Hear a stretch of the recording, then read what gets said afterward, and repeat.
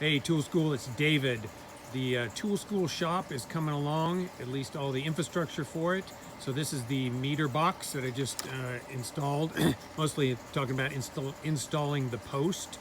So what I did is I installed this post that the power company requires. I use that two-part epoxy foam, and yes, I'm going to put another one on top, but I didn't think far enough ahead to get two. So this stuff is the Sika post fix, and it comes in a two-part mix.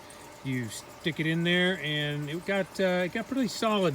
About I don't know, call it about 15 minutes. I did put some supporting wood pieces up there to keep it level and straight. So all in all, I'm pretty happy. I think once I get this second bag in there, it'll be completely straight. But right now, it's in pretty good shape. So the power company is going to come and take a line from that transformer all the way up into that box, and then I will take the power out to the shop. So I'll have a full 200 amp breaker box over at the shop, and we will be going to town. Signing off, it's David from Tool School.